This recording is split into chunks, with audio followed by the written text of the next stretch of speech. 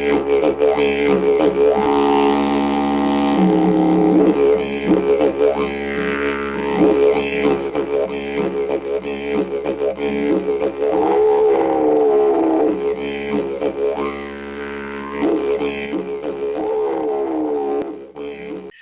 guys, what is going on? It's Jay Campbell from the TRTRevolution.com and the Definitive Testosterone Replacement Therapy Manual, and I am joined here by my wonderful friends on our 7th episode of the Decoders for Truth podcast. I have, of course, Matthew LaCroix, the brilliant, amazing author of The Illusion of Us, and then the incomparable Gerald Clark, who has written The Anunnaki of Nibiru and The Seventh Planet, Mercury Rising. So much to talk about, but before we get into all that stuff, we are joined by a very, very special guest, a member of our group on Facebook, which again is on the Decoders of Truth guys on Facebook group.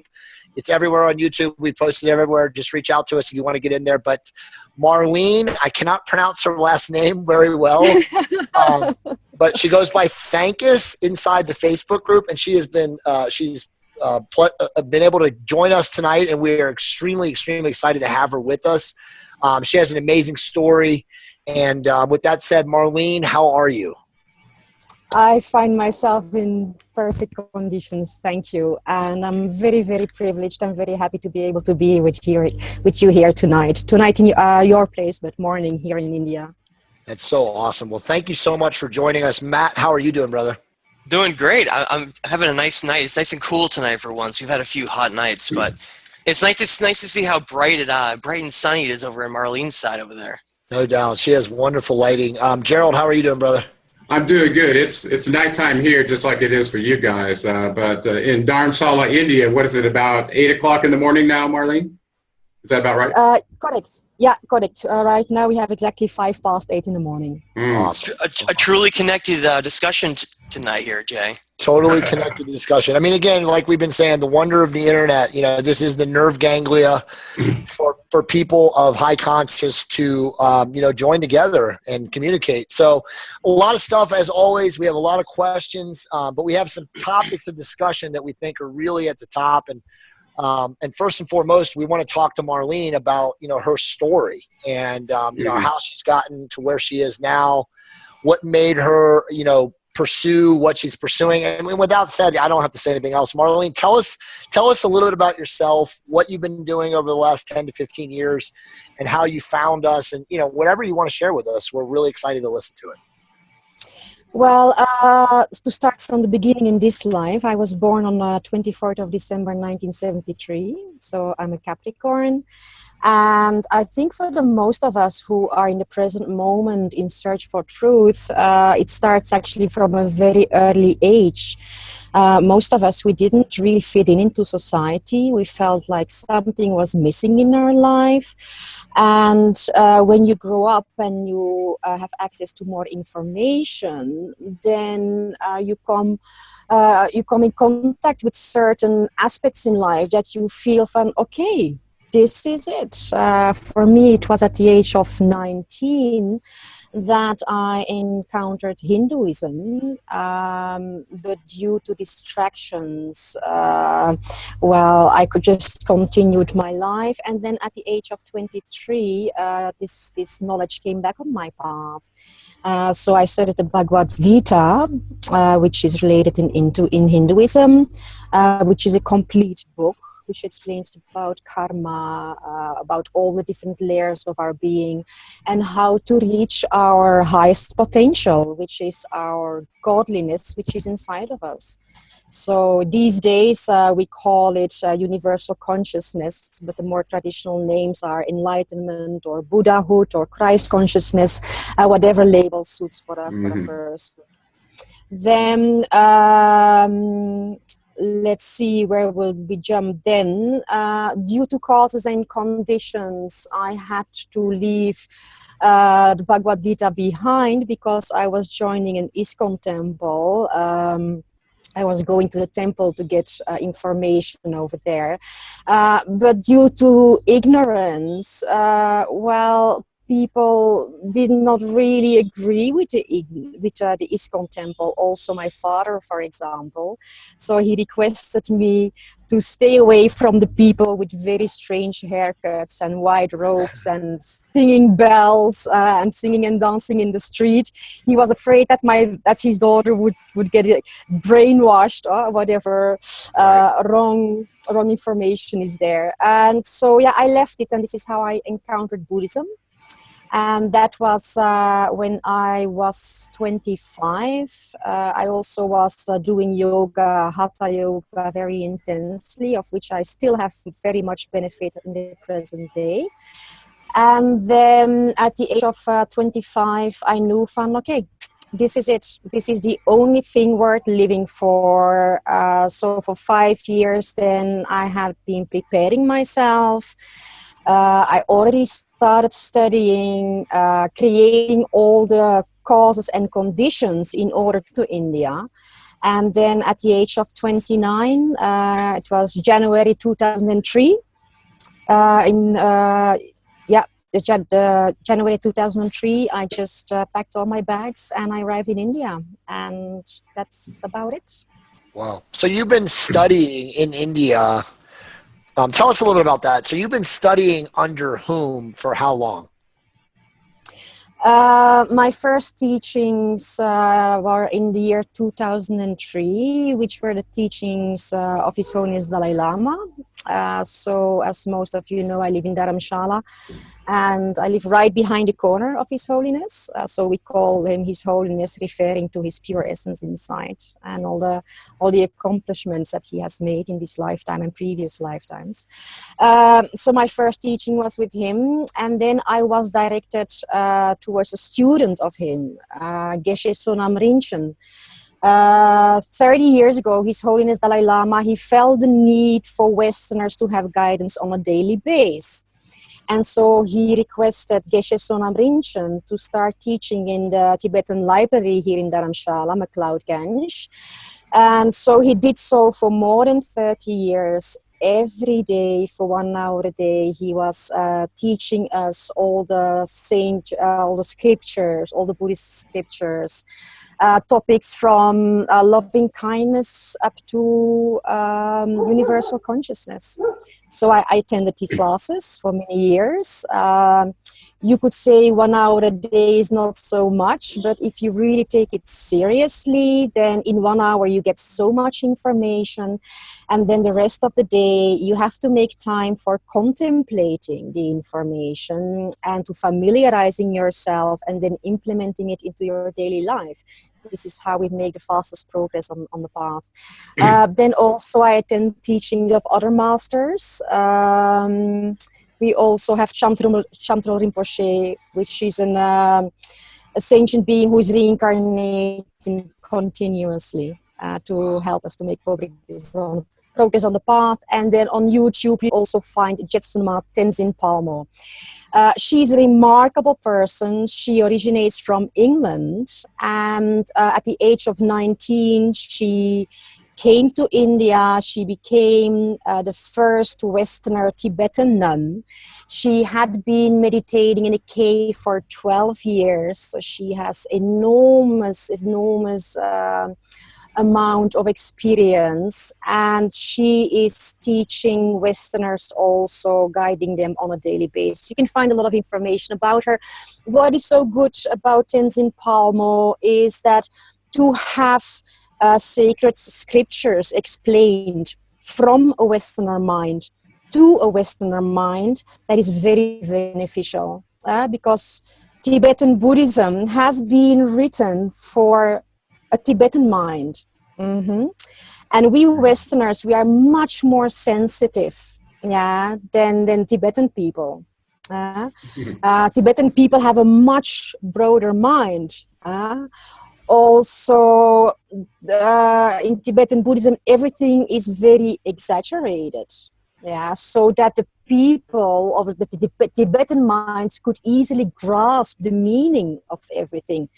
But we Westerners, we would take everything so seriously. And we are sometimes so strict with ourselves that we are actually harming ourselves, and we are pulling ourselves down by thinking, I'm not good enough, I'm failing on every level, and in this way, of course, we cannot make progress. So this was just to call out a few names, a few divine beings that I had the privilege to study with and practice with.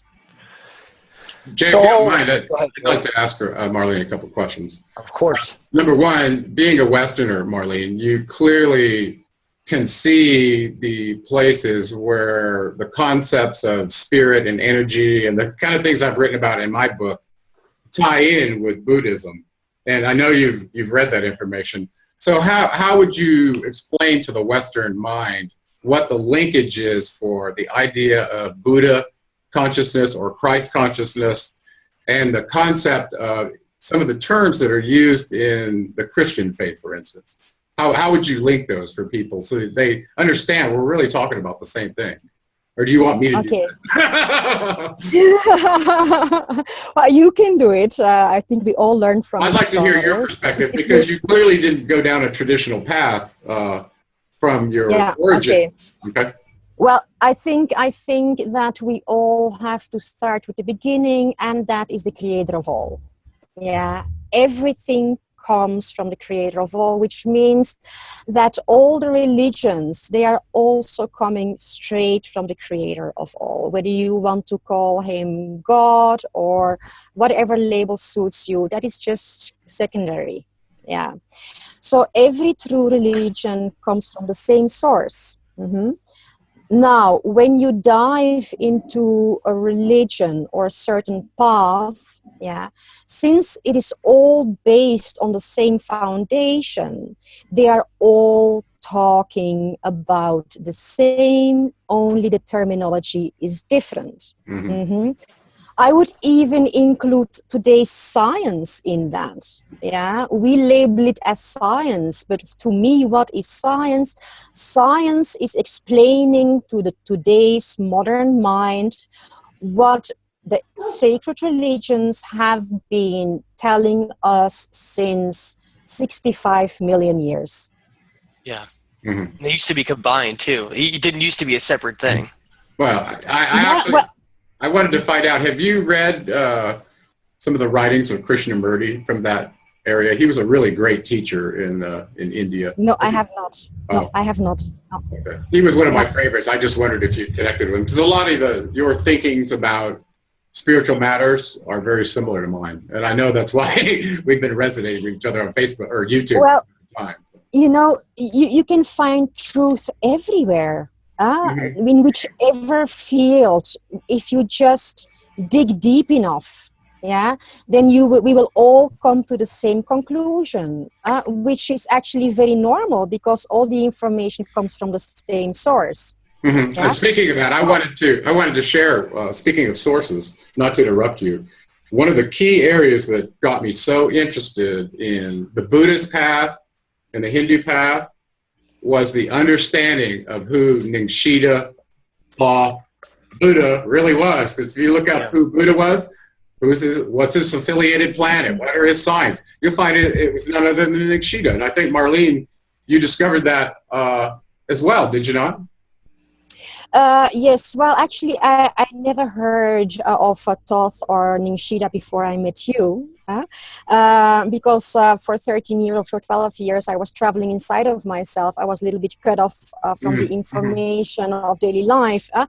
But for what I have read, for what I have studied, Thoth and in the reincarnation as of Ningshita, it is exactly the same, 100% exactly the same as Jesus and the Buddha. Right. I agree. So it would not surprise me also when we are listening to other sources. There is the book, for instance, The Children of the Law of One, the lost teachings of Atlantis. Yes. Mm-hmm. I have gone through this book. I have found nothing that I do not agree with. I resonate with everything. And in that book is mentioned that Thoth was here since the very beginning, Yeah, when the first souls descended on Earth. Right.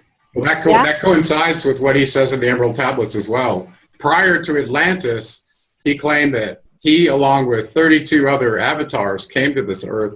And at that time, there was a terrible battle of dark and light going on then. Ooh. So there we have Yeah, there you go. There it is. So just real quick to add. So Marlene recommended this book to me. I finished it. It is an amazing, amazing book. I mean, there's a lot of similarities to, the stuff that Gerald is talking about in both of his books. And obviously there's stuff in here too that correlates to what Matt has written in his book as well. But there's one other document too, Jay. There's one other document called the Kabbalion. If you haven't read that one. So, it's so funny. Somebody recommended it to me, but that's the teachings of Hermes, right? Which is exactly. And actually, I have to tell you, I'm reading the Manly P. Hall book, Secret Teachings of All Ages. And he's got a massive amount of documents inside that book where he's talking about Thoth and Hermes. So I'm really focusing on that part right now. And it all seems to point back to him, actually, as the source of most of our understanding of spiritual matters. Yeah. Isn't it amazing, guys? If you also mention another very, very important name is in the Library of Nag Hammadi they discovered in the Giza Plateau. The Book of Enoch. Right. That is also the incarnation of Thoth. I agree. And so if you look at if that's the very beginning of pagan earliest religion. Spirituality, right? Gnostics. If that's the very beginning of where it came from, then it makes sense that that's the same being who's been spreading it all over the world all along. Yeah. Speaking of that, Mauro Bellino comes to that same conclusion in chapter 10 of his book. Right. Absolutely. I mean, I think at this point, and we've identified this on a couple of shows, and I got a couple of questions for you, Marlene. But I think at this point, for any reasoned seeker who's pursued knowledge, whether it's in the form of working under ascetics or ascended masters as Marlene has, or whether it's myself or Matt or Gerald, and reading for decades or close to a couple decades for Matt. I think it's just, there's no way to not put two and two together and to say that Thoth is the incarnation of all of these other great ascetics, these teachers, and Marlene said Buddha and Jesus the Christ, and all of these other great teachers. I think it's just too simple once you're at a level of understanding to see the unison across cultures around the globe of how there's one figure. And again, we could name them, you could say Quetzalcoatl, you could say Viracocha. I mean, it's the same person. Yeah.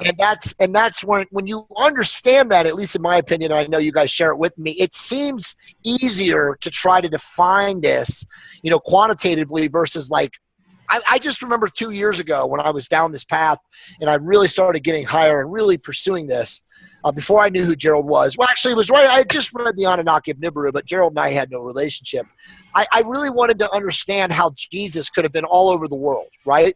Like if you read Slave Species of the Gods, and I read that a long time ago, but when I read that book and I started reading Tellinger's information about how Jesus was everywhere, it didn't make sense. Like, how could Jesus be on every different part of the globe, when he was supposedly around? Well, it makes sense when you realize that Thoth is incarnating in physical avatar beings who are considered spiritual teachers, and they're everywhere around the planet because they're conveying the same message. And so anyway, to get back to Marlene real quick, so Marlene, you had mentioned this to us, and then, your posts are amazing in the group. And so the people that you've taught under, are they connected at all digitally as you are? Like, do they actually use the internet and communicate the way we're communicating? I mean, because obviously, you found Gerald through his YouTube stuff, and then we found you, and then you found the group, and now we're all communicating. But I mean, is that reasonable to assume, or are they so removed from all of this that they have no communication with the outside world at all? Well, everybody is unique and everybody has its own way of dealing with life. But for, let's call them the hardcore practitioners, they are focusing solely on reaching universal consciousness as soon as possible. So they are having their priorities very straight. I want to reach enlightenment in order to help all sentient beings to reach. And since this is a very intense practice, very time-consuming, but a very joyful path, they are not allowing any distraction to come on their path. This is the reason why some of them are going to go and meditate in a cave, which is not necessary, but it helps you to get away from unnecessary distractions. So to answer your question straight, I think most of the hardcore practitioners, no, they are not spending so much time on the internet, or if it is related to their research into the scriptures and so on, then they would do. I've experienced that a lot of lamas now and high rinpoches, which are very high evolved beings on the Tibetan Buddhist path. Their students are posting more and more on the internet, but they themselves, well, His Holiness Dalai Lama, he does not know how a computer works. He can type a little bit on it, but that is it so far. But then on the other hand, if he would have spent so much time in computer knowledge, then we would not be able to benefit from all the wisdom that he has right now. So they have their priorities straight. Well, that's why you're bridging that gap for us tonight. That's right. So right. But you know, to be honest, okay, there was a couple of months ago, that I was studying about the Lost Book of Enki, going back to the Emerald Tablets, going to other sources of the Anunnaki, and there was a very loud call inside of me that was saying, Marleen, what are you doing? Are you really still on your path? Are you really still following your compass, or are you getting distracted right now? Yeah. And I thought, well, but it's important to know what happened to the world, to know what happened to us. And the answer was immediately, Marleen, as soon as you reach universal consciousness, you will know everything. And you will just know everything. You will be able to help everyone without a single mistake. Yeah. So keep your priorities straight. Yeah. Stay on your practice. Do not divert from your practice. Yeah, which takes a lot of discipline. Yeah.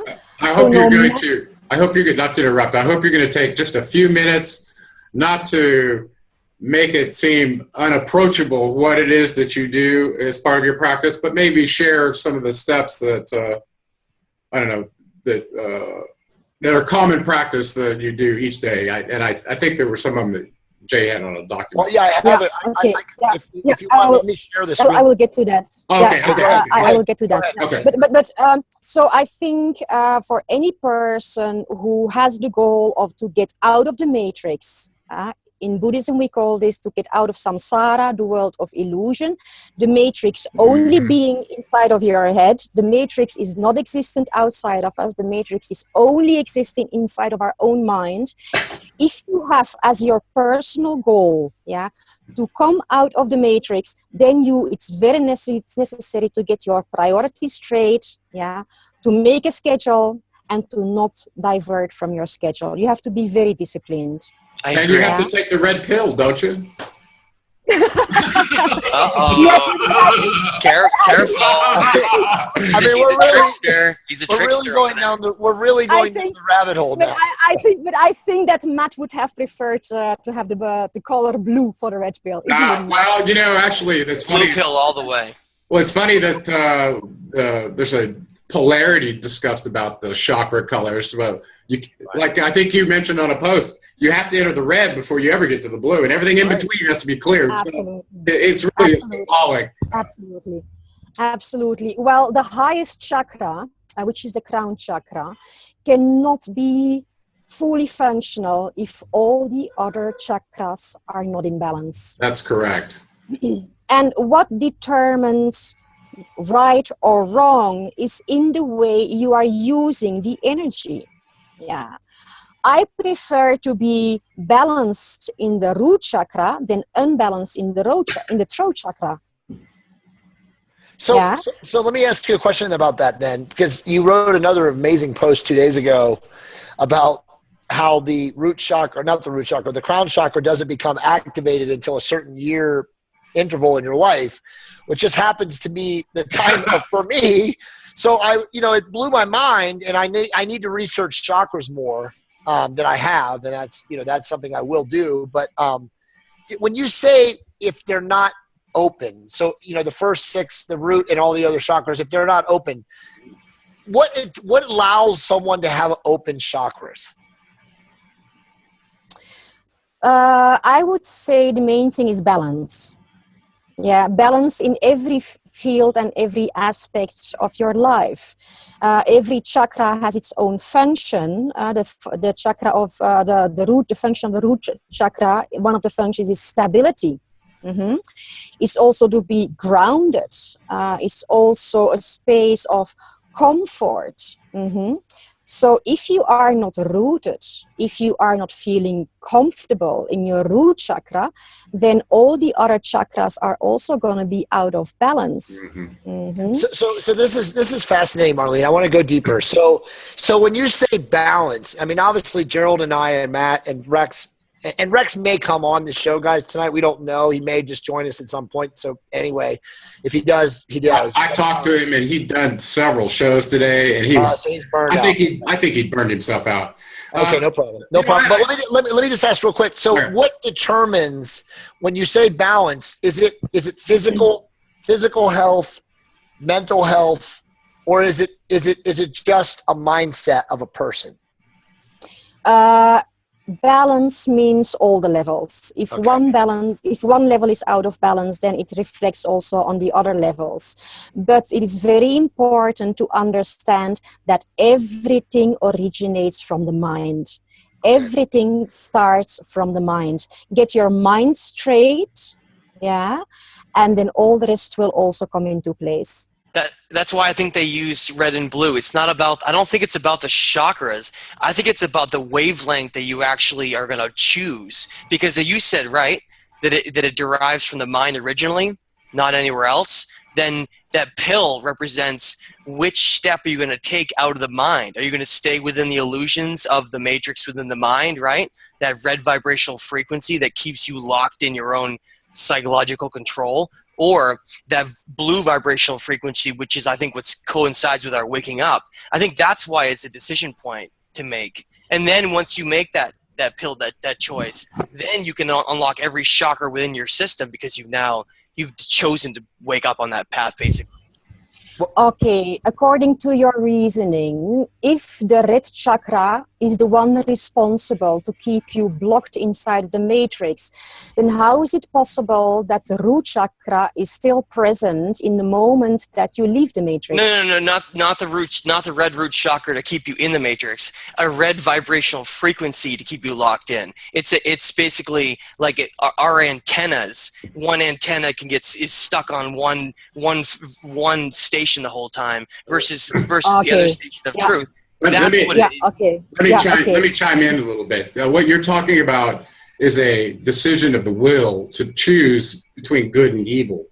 Essentially, when you're analogizing to two different colors, Matt.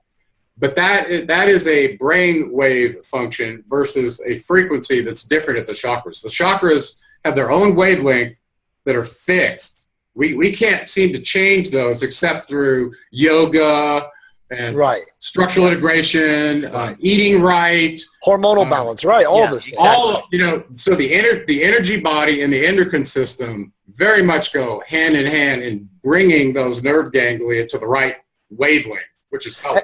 And that's where I was trying to go with Marlene. Gerald, thank you for. May I add something? Of course, I'm go allowed. ahead. In order to come out of the matrix, we have to access every frequency. Every frequency is activated. All the frequencies together are activated, once you are out of the matrix. They are fully functional. All of them, you are completely, all of your frequencies are fully powered, fully conscious, and fully activated once you reach universal consciousness. So you cannot leave one thing out. Nothing you can leave out because it would not exist then. So how many people actually, when I say people, sapiens, us, assuming we are all sapiens, Earthlings. how many what's the percentage of us that actually can reach universal consciousness, Christ consciousness, like you call, the ultimate, the God level? I mean, how many people, what is the percentage? I guess I'm just trying to quantify it for people out there watching the show. 100%. Everyone, right? But 100%. But through history, the problem is, right, how many actually achieve it? That's what I mean. That's my biggest question. I mean, my real question is, yeah, sure, we're all capable of it, but what actual percentage of us gets to that level? I mean, I got to say it's less than 0.5%, right? I mean, probably less than that. It's much easier for some than others based on, we talked about the RH negative bloodlines versus, I think DNA has a big part to play in what beings can reach an enlightened state versus those who have a much more difficult time. Yeah, I think that there may be some truth to that. I think being in a place where you've culturally decided that materialism is crap, and that finding this universal consciousness as a society, like what's happened in the older cultures, like in India and like in Tibet and other places. Well, I mean, for that decision, right, Gerald. be a lot more Honestly, have achieved it, right? Right. Honestly, I think we are very, very privileged to live in the era of today. I agree. When I left Belgium, then I did not have access to all the scriptures, which I'm having now, and which are now all available on the internet. Yeah. So in this era that we are living today, it does not matter in which society you are living. It does not matter what kind of job you are doing. Yeah. Everything has been exposed to us. Nothing has been hidden. So in this era, it is each individual responsibility to wake up. Every tool is available to you. If you really want to reach, whether you live on the North Pole with internet connection, or whether you live in New York City, or even when you are in a prison cell, you can do it. That's why it's called ignorance, because it's to ignore, not to not know. It's to choose to ignore it. So we have some amazing topics I want to start diving into, but let's see perfectly to one of the tools that Marlene has given us, and I'm going to share the screen real quick here. Marlene, I want you to walk us through this. You'll see it in about 2 seconds. You put in the Facebook group, and again, I'll constantly reflect back. Everybody who's watching this can join our Facebook group. It's free. It's public. It's Decoders for Truth. It's Facebook group. Just look for it on Facebook. You'll find it easily, and just ask to come in, and we'll let you in. But do you want to can you read this, Marlene? Do you want to walk us through this real quick? In order to save time, I'm not going to read it. People can read it for themselves. Sure. I think it is better if I can make just additions to it. Yes, go ahead. Okay, so it is very important that you wake up. Okay, for the people who have their priority to come out of the matrix, we have to create the right causes for it. Everything in this universe is cause and effect. If you create the right causes, then you will have the effect, right? Okay, so right before sunrise, there is a lot of prana available. Prana, which is very pure life energy. Yeah, it has to do with the sun rising above the horizon, being in a certain angle, shining on Earth, and charging the electricity. The energy. Okay, it is very important that you wake up before sunrise, that you are conscious before sunrise, so this prana can enter inside of your consciousness. This will set the course for the rest of your day. Yeah, me personally, I wake up at 4:30 in the morning, and immediately I take a cold shower. A cold shower, well, let me explain you. It is a cold Himalayan snow water cold shower. So it's really freezing cold. But it is my first laughter of the day. When you are standing under an ice cold shower, you can do nothing except laughing. Yeah. So what is a more beautiful way of starting your day with laughter? You take this energy with you for the rest of the day. Okay. Then after the cold shower, immediately I start my Hatha Yoga practice. For me, Hatha Yoga practice is meditation in action. You are keeping your body in a certain position. You keep your mind inside of your body in certain energy centers, and then you bring the prana into these centers. So people who have difficulties with decay of nerves, of blocked nerves, or blocked spaces in their body energy field. Yeah, Hatha Yoga is very, very, very helpful, very beneficial for this. Then after the Hatha Yoga session, which is approximately 40 minutes, then I do a sitting meditation, which is called the circulation of breath. The circulation of breath is also mentioned in the book The Lost Teachings of Atlantis and the Children of the Law of One. Which is actually pulling up the energy from your root chakra on your back all the way up through your upper lip, and then in the out breath, so you do this in your in breath, and then in the out breath you bring it down back to into your root chakra. This helps you to activate the kundalini, which should be done very, very carefully, and it also helps to improve the circulation in your energy field, inside of your energy body. Let's check every time the mind wanders. Yeah. So I'm looking at point 3, which is about mindfulness. Okay. Since everything originates inside of the mind, truly, people, there is only the mind. Everything that you experience outside of yourself is the result of the mind. Yeah. So if you want to change the external world, you have to work on your mind. What is a mind that is workable with? A workable mind is a mind that has clarity and that is peaceful. Yeah, peaceful meaning to be able to focus. If your mind is doing its usual monkey thing, jumping from one thing to another thing, you are going to get nowhere. So we have to train to focus our mind, and breath awareness, so keeping your awareness on your breathing, is a very useful tool for this. Why? Okay, the breathing is always in the present moment. Yeah, truth can only be found in the present moment, never in the future, never in the past. The present moment is the only moment that truly exists. Okay, so a lot of our suffer is created through aversion, yeah, or grasping. The grasping mind or the aversion mind, I like or I don't like. Yeah, which is called attachment. Yeah, all the suffer comes from there. Mm-hmm. Right.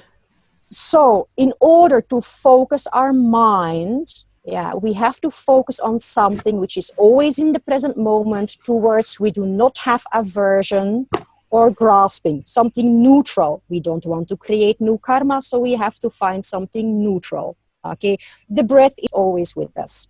Okay, so when you focus on your breathing, you're sitting in a straight position. Yeah, when your mind is very agitated, then it's very useful to focus on the rising and the falling of your belly.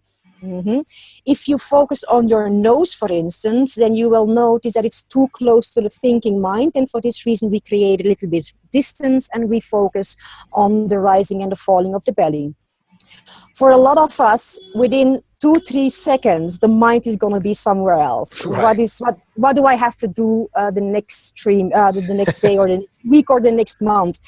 This is very normal. This is the function of the conventional mind. Mm-hmm. This is what the mind does. So don't get frustrated. Just gently bring yourself back to the present moment, focus again on your breathing, and you repeat this time after time after time until it becomes a habit.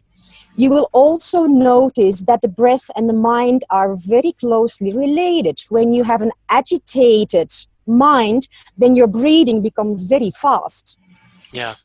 Yeah, if you are peaceful, yeah, then your breathing is very shanti, it's very peaceful. Yeah. So while you are doing your mindfulness with the object, the breath, then you will notice that your mind becomes very calm. So in that practice, you focus on two things necessary in order to make progress on the path: a calm mind and a focused mind. Okay. Then the next step is breakfast, of course, healthy food. Krista and Gerald, they have introduced me on the vegan path, and I must say that I have great benefit of this. Absolutely. Really? I'd like to hear more about that. Well, how that's changed for you. I feel lighter. Also, I have enough with 2 meals a day. Normally, I took 3 meals a day, but now I have enough with 2 meals a day. I feel less tired. If there is tiredness, then it is only because of studying too much.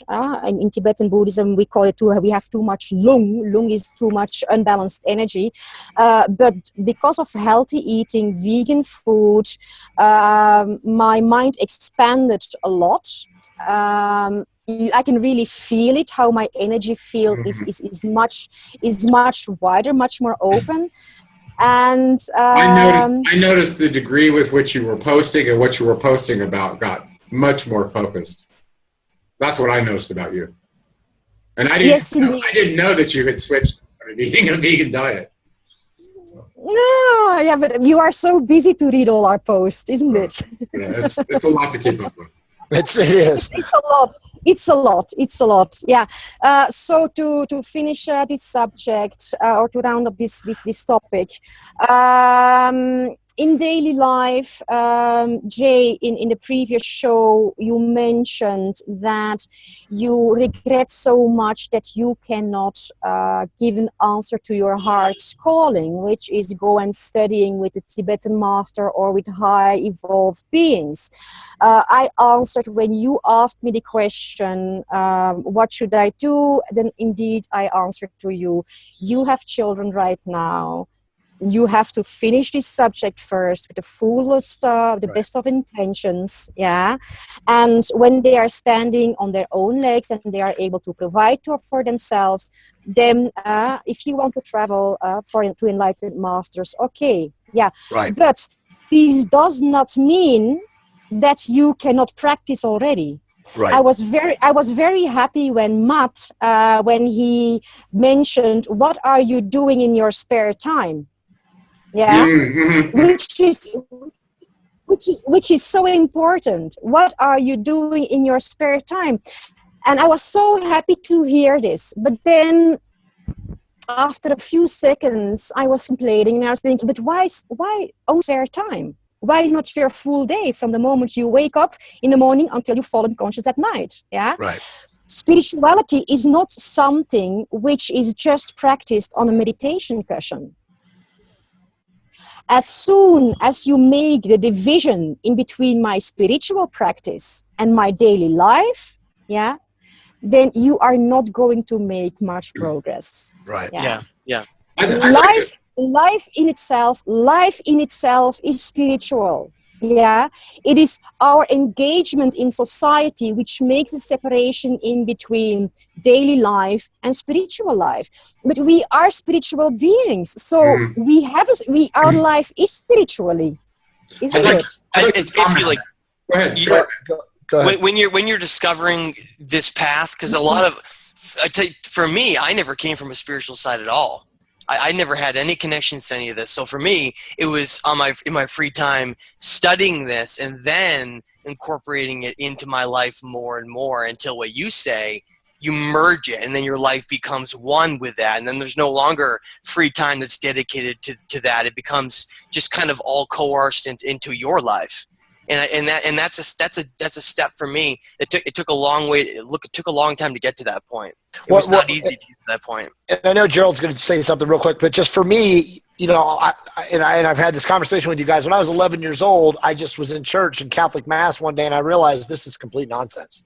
I have no idea. I have no idea what really was resonating inside of me to say that I knew that this was nonsense, but that was it. And then my whole life since then, I've kind of been in this duality of struggle, you know, trying to balance friends and family who are Catholic and religious and, you know, believing in those, you know, Abrahamic religious teachings versus the seeker of J. Campbell, who's reading all this esoteric, you know, lore and the texts and the manuscripts and seeking out people like Gerald, you know, and Sitchin and Tellinger and all these people. And I just, it's been really interesting because now I feel like in the last 8 or 9 months, everything has really come together for me. And I really have a much better grasp of what's going on. Gerald, what were you going to say?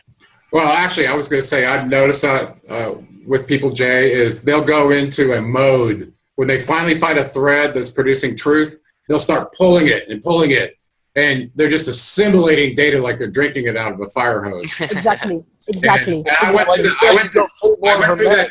Yeah, exactly. I went through that too, and I couldn't believe the book list I had used. I know. For my first book, I was like, I had to read all that just to get to this. I was like, okay. But what I was going to say was, as an engineer and a scientist, and I spent a large part of my time in spiritual circles, okay, religious circles. And when I realized that the most spiritual thing I could ever do was pay attention to how I felt and how I was interacting with other beings, food, material things, and paying attention to how that made me feel as a simple measure of whether my energy is getting better or worse. Very simple. You don't need to be a sophisticated person, have advanced training to do that. Okay. Which is actually basically mindfulness. You became mindful of yourself. Are you aware? Know thyself. Yeah, so exactly. So, for instance, you can go to a class and learn to do Tai Chi. Okay. But when you understand the principles of moving slowly in the gravity field, knowing that these various postures can actually change your structure to be coincident with the gravity field, by doing this, guess what? You can take that home and you can do it in every activity you're doing. When you're bending down to get something out from underneath the sink, be mindful of where your head is and play the gravity game. So you can take spiritual lessons that actually turn into, for me, energetic, realistic things that you can do. Try this food for this one because it makes you feel better, right? This is what led me to a vegan diet. I noticed that I could stretch more effectively without eating meat. There was less uric acid. I didn't get stiff. It was an experiment. So for me, just choosing those things that in an attempt, like Matt was saying, if you're choosing to get better with your free time, you're choosing to raise yourself up, by the bootstraps out of this morass that you've been born in. If you make that effort, not only will you get facilitated from your higher self, but you'll actually start dialing in, like finding a radio station. I was about to say things get better, and it goes back to what Marlene was just saying in the little group listing of things to do. You know, when you check in, right? You check in with yourself throughout the day. Are you focused on something that's virtuous? Yeah. And Very good question. Very good question. And if you're not, that's okay, but change to something that is. And again, this goes back to Gerald's, all of our podcasts so far, what is your heroic mission? What makes you resonate and excites you and makes you passionate, and more beyond that, serves others? You hit it right on the head, Jay. As a matter of fact, I used to tell my kids when they were growing up, there's only 2 things you got to do in this life, really, to be successful. You need to find your passion and share it. Right. And the passions may change over time. And how many people about sharing your passion? As you know, I was traveling inside of myself for many, many years. And it was only until the moment that Gerald and Jay pulled me out of my cave, well, my friends call this my cave, and started sharing on the internet also about my experiences and my knowledge.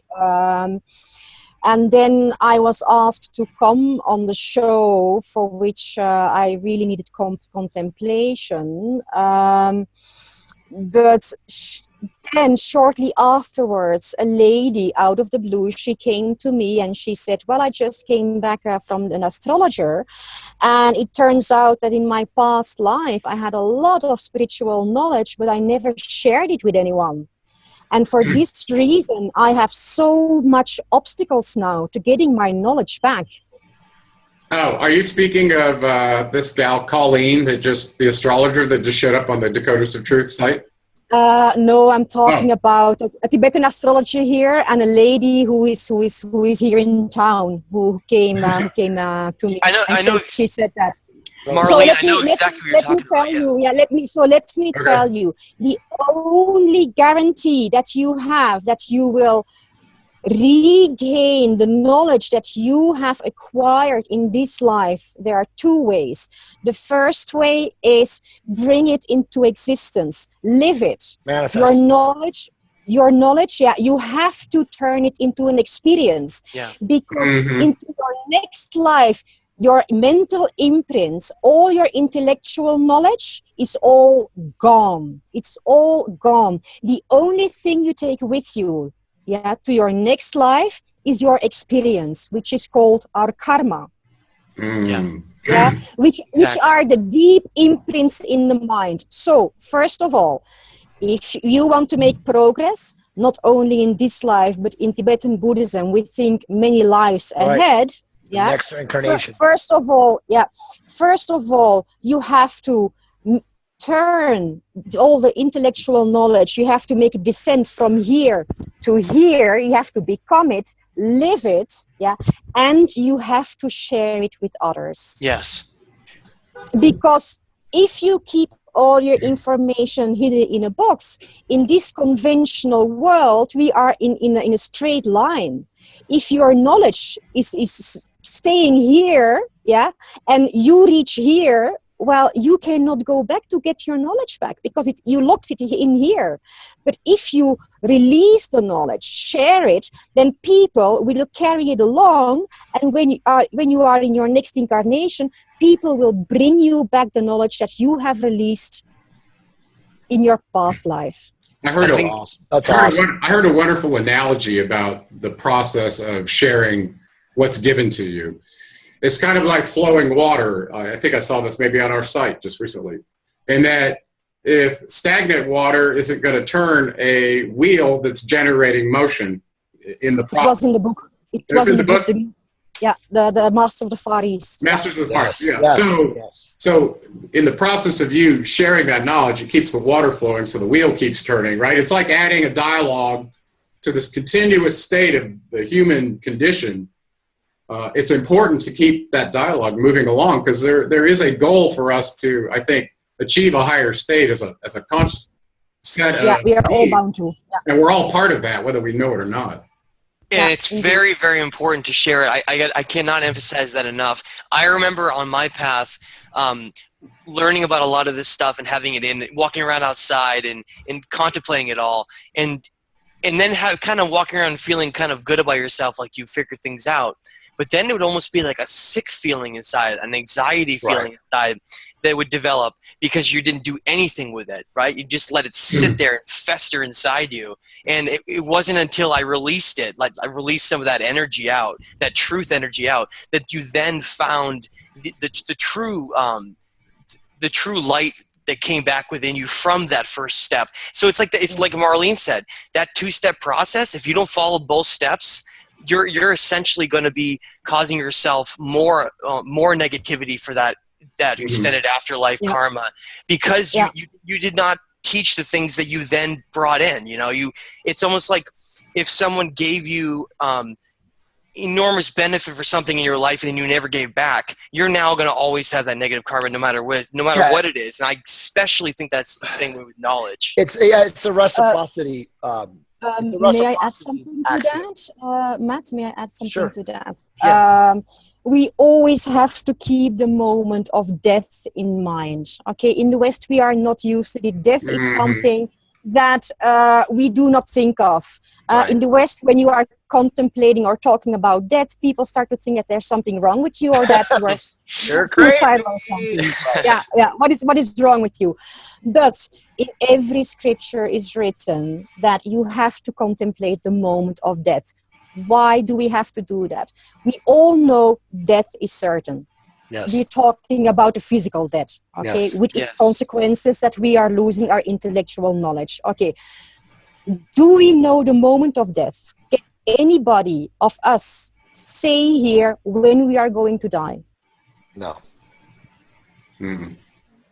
It can be in 10 years, but it can be in 10 seconds. Right. We're not made to know. No.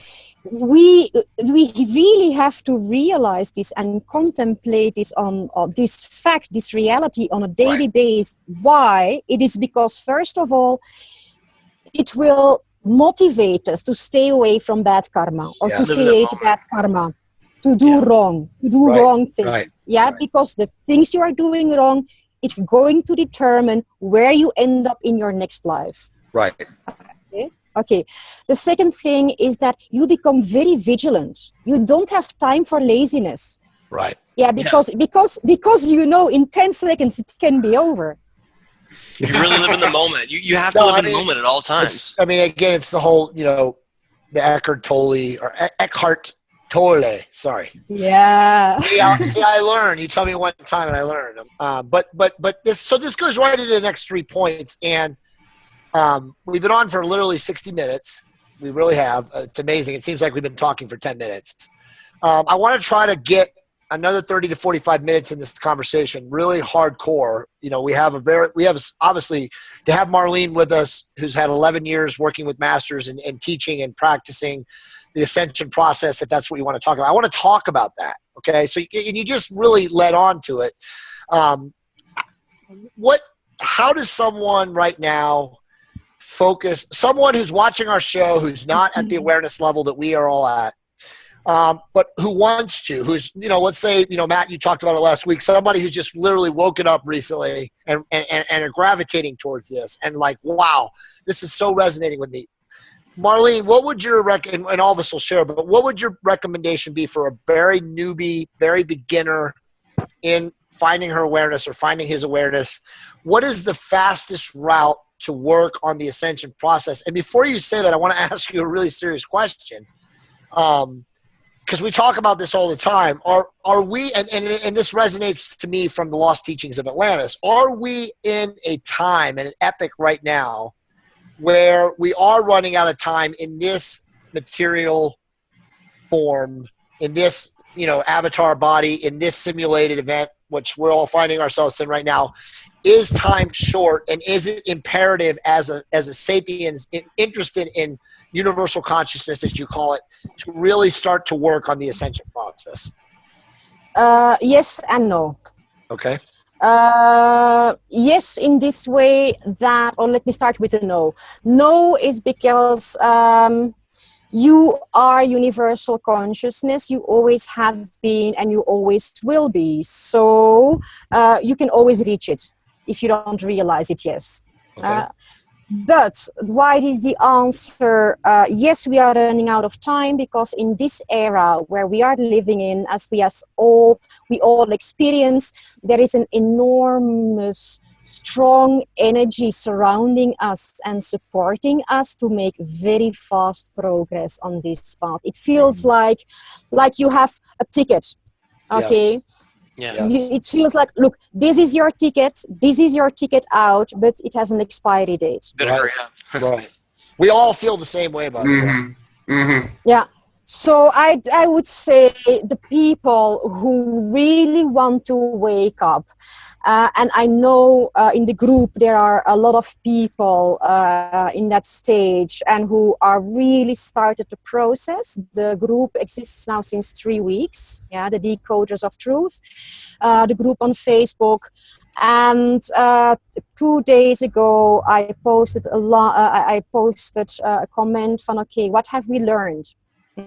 Are we still sitting lazy, or have we implemented it into our daily lives? Yeah, which is what it's all about. Yeah. And I have noticed that in the group there are some people who are really working very hard on a daily basis, who are receiving the information. Yeah, they really have been waiting for the right channel. Yeah.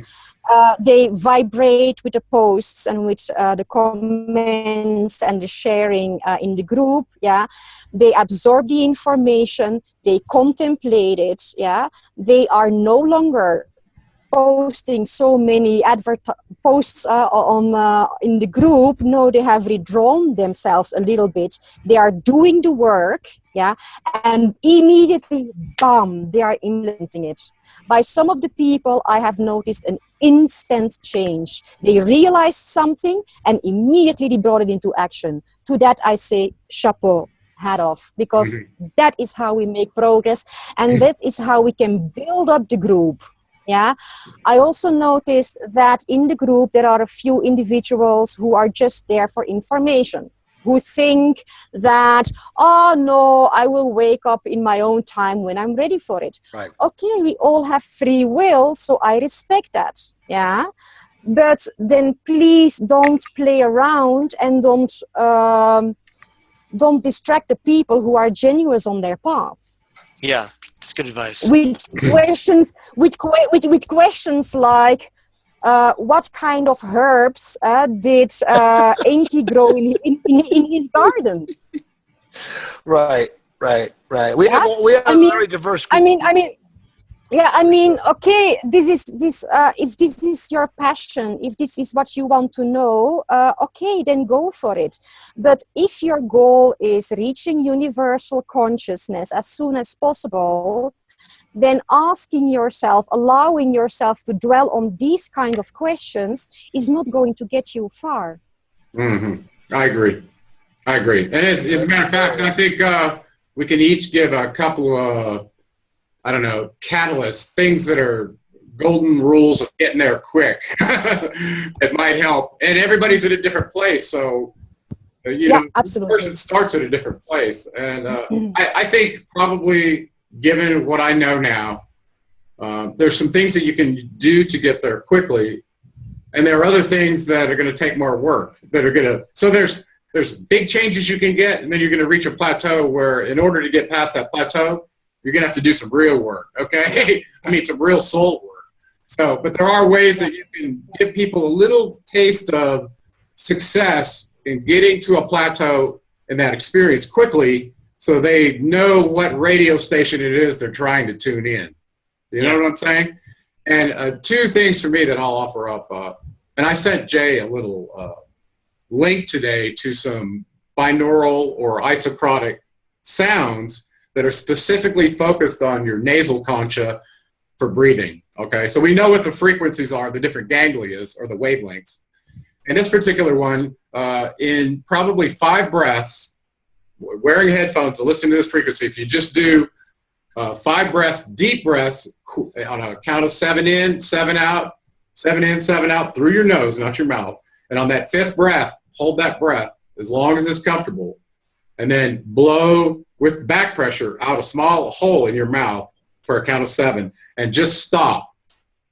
And I tell people, please do this seated first. It'll blow you away.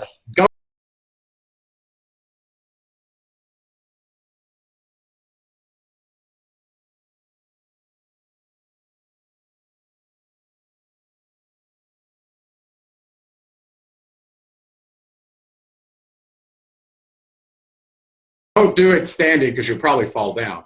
But you will get a sense of the energy, especially if you're paying attention to how you're seated with your head on top.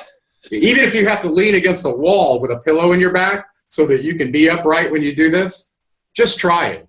And I'll make that link available. But in that very short period of time, you can make the connection between the breath and the brainwave state that gives you a different experience of this calmness that Marlene was talking about. Okay, now imagine doing that for an hour. Okay, but you start out slow, and you can get there in just 5 breaths. And then when you're good with that, try doing in nature while you're standing up, holding on to something while you're standing up, and try the same thing. And you'll start to get a sense of your energy body and how it's different when you're in the gravity field with your, seated versus standing. It's like, it's a huge difference in the quantity of energy that you get. That's awesome, man. Yeah. Okay, so for example, Gerald, just to make sure that the people at home understood the process, could you repeat the process clearly, step by step, so people can start practicing it? Well, hold on, Gerald. We actually have a link that we'll post in the group after this video is live so that they understand what the heck it is. But I have to back up and say that I introduced the idea of using sound to change your brainwave state. And we know this can be done with binaural beats, or there's this new entrainment. The new entrainment, the technique that's called isotronic. Have you seen this on the internet, on YouTube now? Look it up. So they're generating, instead of mixing 2 frequencies and creating a binaural beat that causes entrainment, which works really well, don't get me wrong. Absolutely, it works. But apparently this other technique, it seems to have a longer lasting effect, because once you turn off the entrainment of the binaural beats, it usually kind of dissipates, right? It's called fast, yeah. But anyway, I will put up a link of one that I found, and there's lots of them, and I've made them myself. They're easy to make. But the introduction of a sound to help change the brainwave frequency, instead of learning to be an advanced meditator, you got to get there too, okay? But the idea of meditating is something that I want people to start thinking about. This is something you can do while you're walking. I honestly, I can't wait to do that till tomorrow morning. You don't have to be in a cave. Right, no, I mean, I literally am going to do that when I wake up tomorrow morning. And something else I want to add, and this is my 2 things. And then Jay, why waiting until tomorrow morning? Why don't you start I can. I'm just going to have kids here in a matter of minutes. No, really.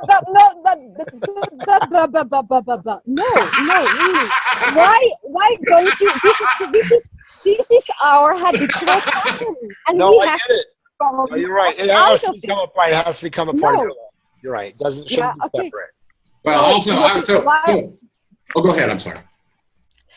So while I'm sitting here, I don't know if I can change my camera. I will show you how I'm sitting here. Right. Can you see? Yeah. Nice.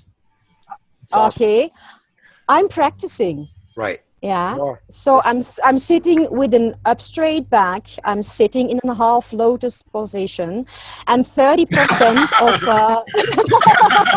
Me too. I do yoga, stretching all day long. Yeah. Okay.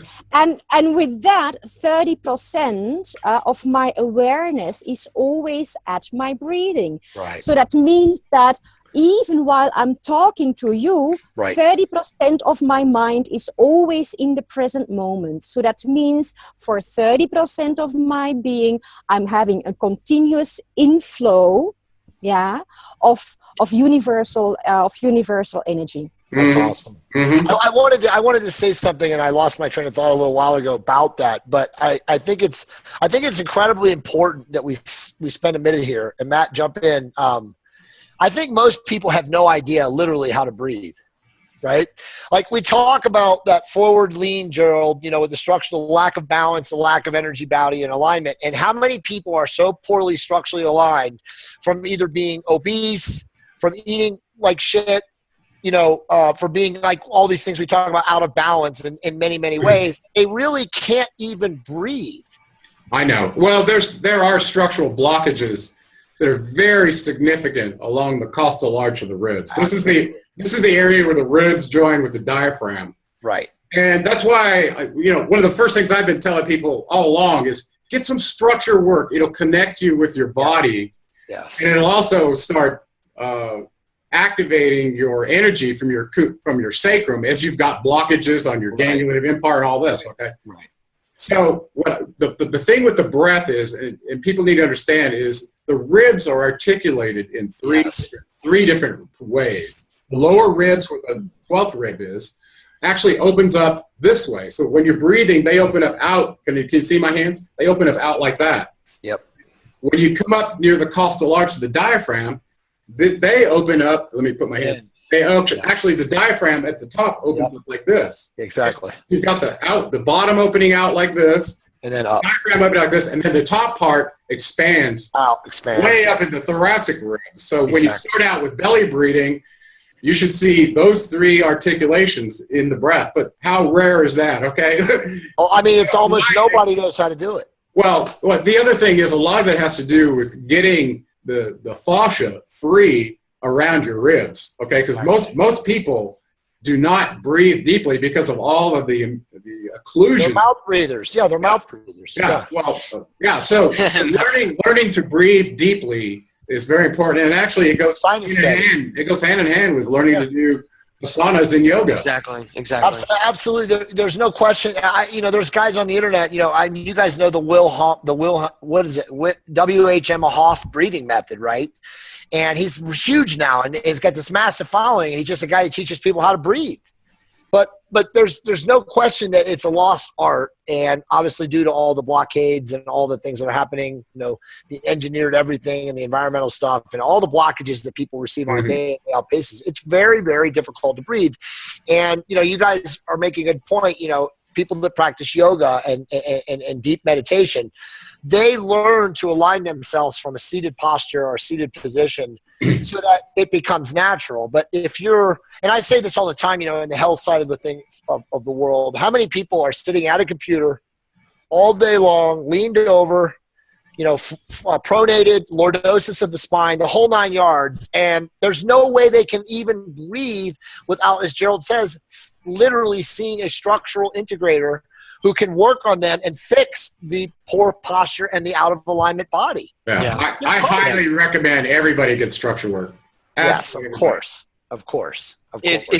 Or do yoga. I think mix the two together, it's even better. If you mix yoga with structure work, at least stretch as much as possible. That's it. That's all it is. I mean, you're really gonna feel it. We're these giant antennas. Our structural system, as Gerald has talked about many times, it follows a harmonic frequency that's just perfectly in tune to us. And breathing and becoming healthy through spring water and having good food, like we're all talking about vegan and all these things we can eat. All these things we can incorporate in our life. If you do all those things and you practice it with the mind and awareness of your actions and your time, you won't believe how fast the path will unfold. It just all comes together instantly. Instantly. It doesn't take long.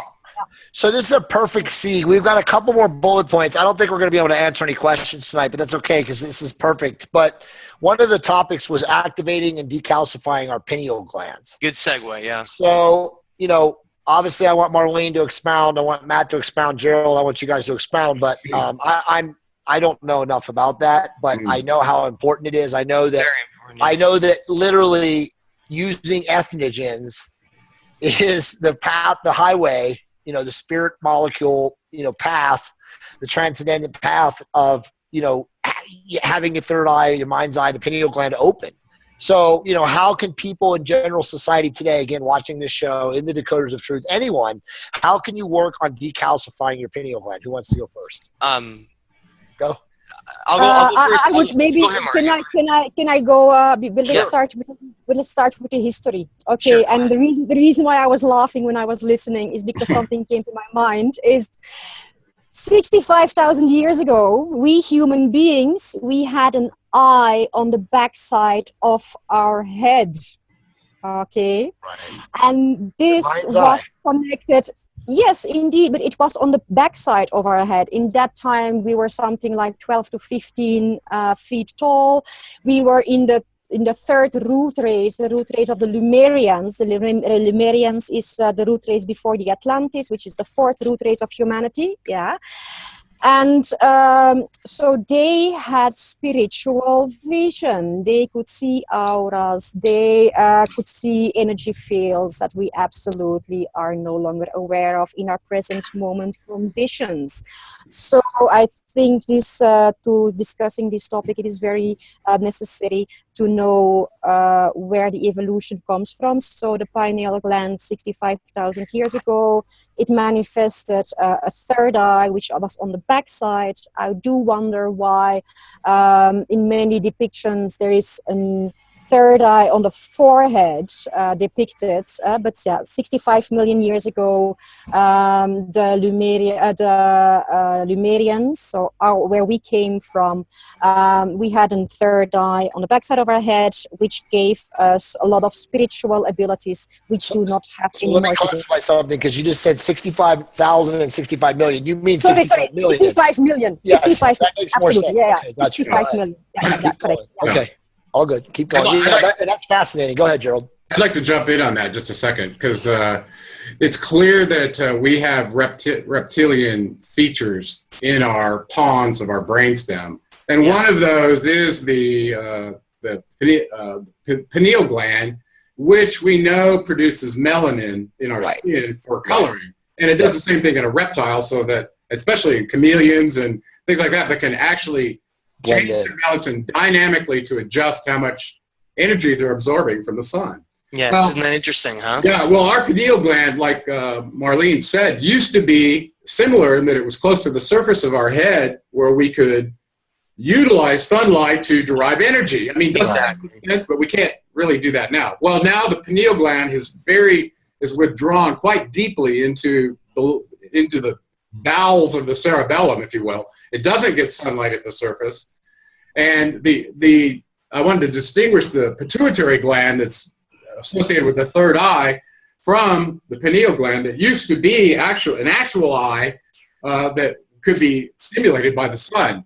Now the question is, how is the pineal gland stimulated if it's not getting sunlight? It's still there, but now it's deep in the brain, right? Well, now we know that this energetic chakra system, when you reach the highest level of this energy through the Ida and the Pingala nadis, it actually triggers the pineal gland that causes these lateral ventricles to start working and gives you the wings of Hermes. So there's an energetic reaction now that doesn't seem to be as dependent on direct sunlight, but we still have that feature, and I totally agree that it's there. Yes, and so if we look at the pineal gland as the all-seeing, it's the third eye, it's the eye of Ra, right? That's been worshipped all throughout Egyptian culture. Well, I think that's the pituitary gland. I think the pineal gland is the crown chakra, and the third eye chakra is your pituitary gland. That's just Yeah. So if we wanted to talk about unlocking the pineal gland and how it can become deactivated inside us and kind of be dormant within us, one of the things people need to understand is the most important aspect is water. Mm-hmm. Water is one of the most important functions that we need to have in a clean manner, because there is a high degree of, in the United States, there's a high degree of fluoride in almost all in significant amounts of public drinking water. Right. People really need to be aware of the fact that fluoride, one of the most primary factors that it causes inside our own body, is to cause the pineal gland to become dormant and to calcify. And so we have to, first and foremost, if we're not drinking large amounts of spring water that's been gone through some kind of a filter or unfiltered but spring, if we're not doing that, then we're missing the most important step right off the bat all along, because it's almost like fighting against the worst thing you could possibly be doing to attack your pineal gland the whole time. So that's to me, that's one of the first steps we must take, and then eat as much healthy food as possible and start. And once we start going down that road, our pineal gland will fall in line with activating with our own ambitions of becoming a better and a more aware consciousness. I think it's also to make sure that you don't have mercury fillings in your teeth. Yeah, I agree. There's lots of things that you can do to try to remove heavy metals. Krista sent me a text message with some of the things that she recommended dealing with pineal gland. And Matt clearly pointed out, you got to get the fluoride out of your diet and any transition metals. So the idea of using spirulina or an algae, a blue algae that moves those heavy metals and things out of your body is a good detoxifying way to do that. But yeah, there are actually 3 substances that we have to avoid at all times, and that is fluoride, chlorine, and mercury. mm-hmm, mm-hmm. And indeed, a raw vegan diet is is enormously beneficial for that. Well, you know, I was vegetarian for several years before I became vegan, and I was down at the beach one day, and I'm kind of a treasure hunter. I'd take my gold pan and go panning at different places. Even at the beach sometimes, I'd see a bunch of black sand and go, hey, you know. Oh, nice. So one day I was down at Torrey Pine State Beach in San Diego, and I was doing this. And I was walking barefoot, not really paying attention to anything, and I was panning through there. I could not believe the amount of mercury that ended up in the pan. It was unbelievable. I mean, I saw this and I was like, wow, anybody that's eating fish out there is getting exposed to this level of mercury that I'm finding right here on the beach. I can't even believe this. It just sticks around, never goes anywhere.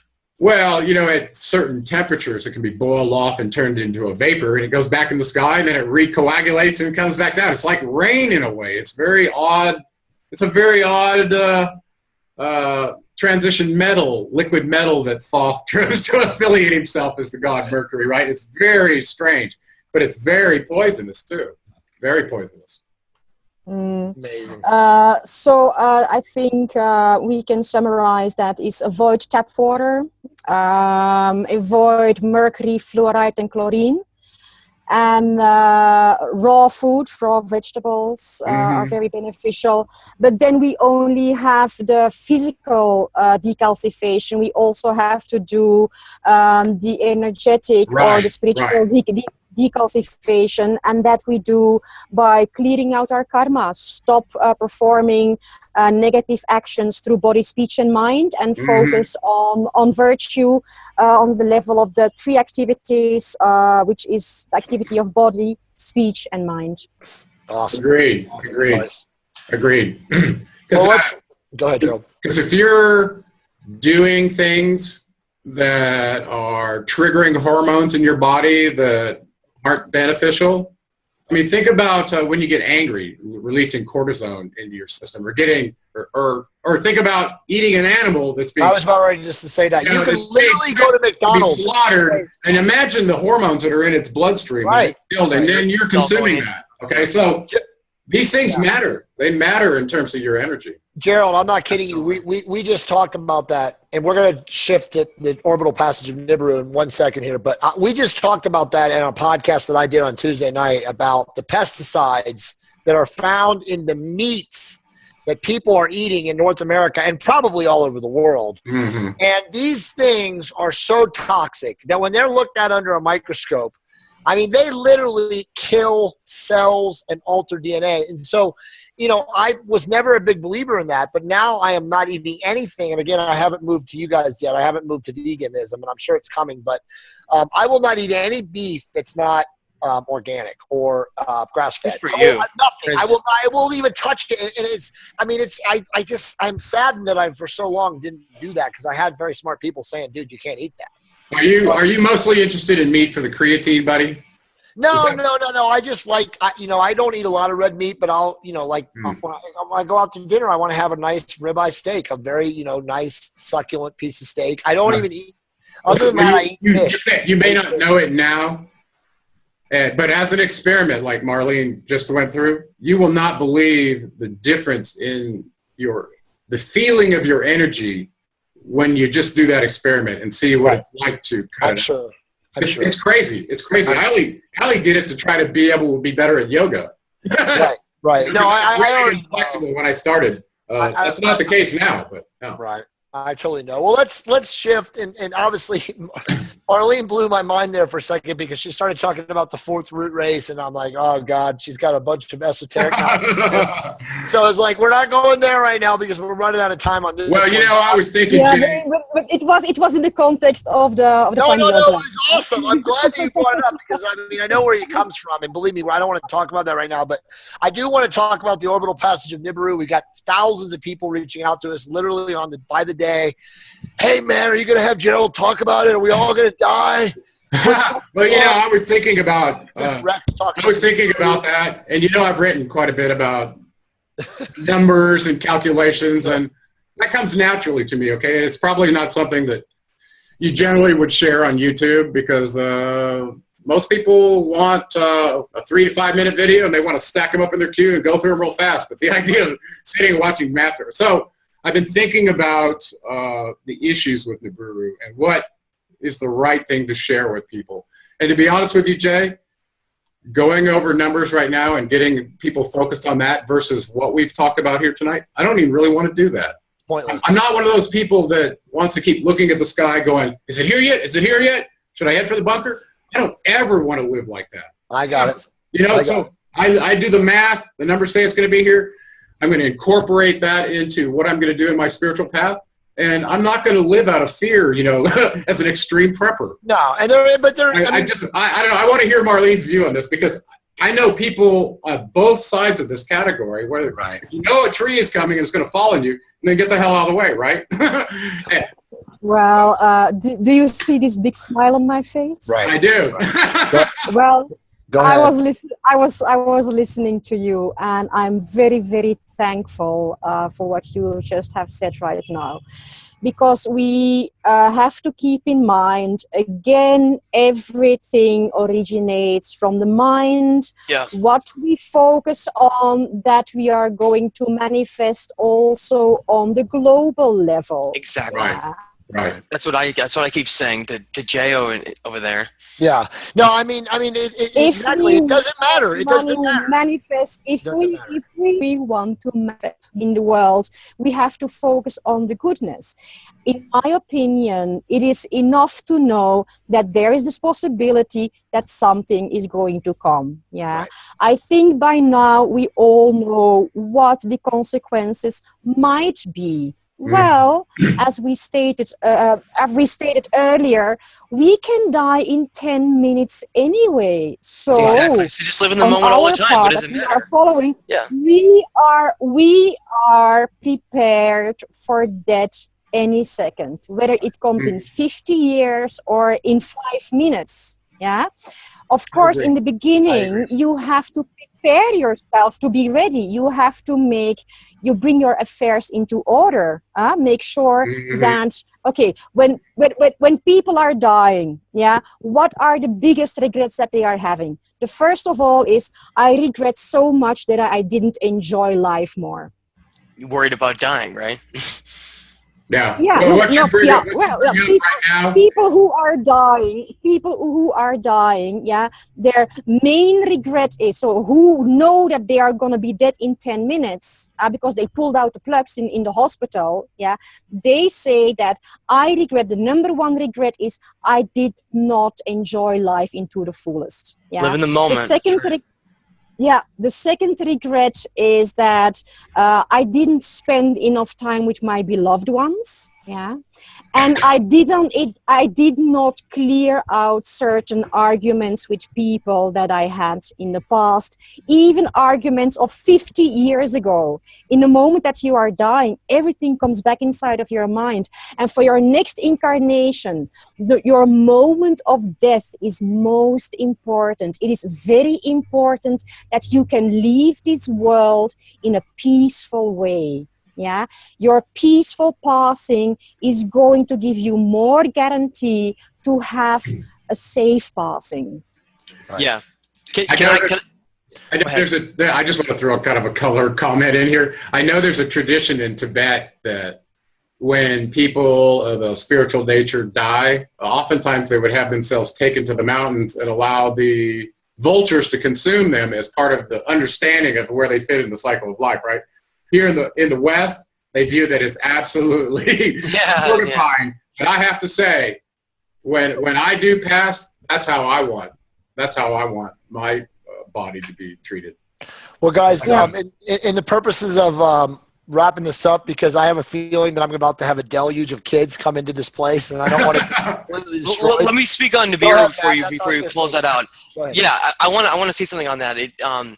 There are so many sites and so many people that are cashing on this fear aspect of Nibiru, and they're not even interested in Nibiru at all. They just want people to come in and listen and get subscribers. And here's what I think, and this is what I've been looking at. There have been so many times, if you look at our geological, you can look at ice core samples. you can look at so many different things where Nibiru passed that it did not cause destruction on the earth.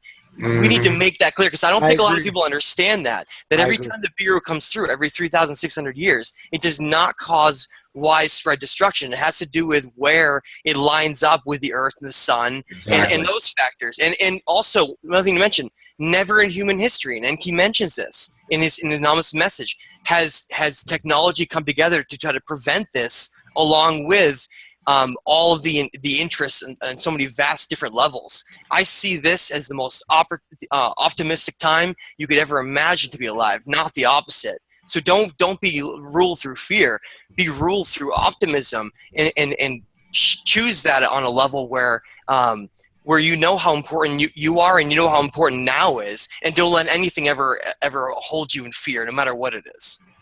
Yeah, that's well said. I agree. That's well said. Marlene, what are your final thoughts? For the people who want to make progress on the path towards universal consciousness, loving kindness is most important. Okay, if there is only one thing that you are able to practice in your life, practice loving kindness.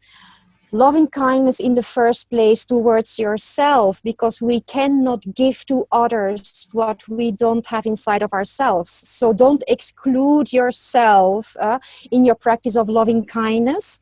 And if you can add mindfulness to your loving kindness practice, you will get so far already in this life, and you will have no regrets. So loving kindness and mindfulness. Yes. Oh, and discipline. Sorry, Awesome. Discipline. Awesome. Gerald, final thoughts. Well, I think it's been absolutely wonderful having a feminine perspective on the show. And I hope we can continue to do that occasionally, because, we may have our view as guys of how to get there, but having the balance and understanding that we have both aspects of masculine and feminine, and to recognize how important the feminine aspect is to achieving ascension. You cannot do it until you balance the masculine and feminine aspect in each of us. So I think I really want to say thank you, Marlene, for coming on the show. Yep. And I'm really happy to see that now that you've begun sharing your wisdom that you got in the caves and under the green lamp, that now you feel connected, that you're completing your mission and sharing this deep wisdom with people. And Exactly. I appreciate that. Thank you for doing that. Agreed. So my final thoughts are the same thing as you guys said. Ascension. For those of us and those of you watching in the group, please first come into the group. If you're watching this on YouTube and you have no exposure, please come into the group and share your ideas, your thoughts, your questions for us, because as Matt says, it's a collective, it's a community. The more of you, the better off all of us are. And again, the more love that we can share, the more acceptance that we can spread around. But I agree. I mean, the ascension process, if that's your goal, if spiritual enlightenment or universal consciousness is your goal, then, this is going to be a very, very, very awesome show. It's going to give a lot of depth, a lot of insights into doing that. And like Gerald says, we want to have more people come onto the show. So if you're a watcher or you're in our group and you think you have something to share with us, or you want to share some awesome stuff with us, please reach out to us. And we'll try to get you on. And as Gerald says, next week, we're going to try to do an all-female show. I think we might just have Gerald on to moderate, but I'm hopeful to bring my wife, Gerald's wife, Krista. Gerald's got a couple other women that he's highly recommending right now. So we'll have an awesome show next week, but it's going to be female-centric. So until then, guys, thank you guys for watching. It's been an epic show again. We appreciate you guys watching. Yeah, thanks again. Thanks. Namaste. Thank you for having me. It was a pleasure. Namaste. Namaste.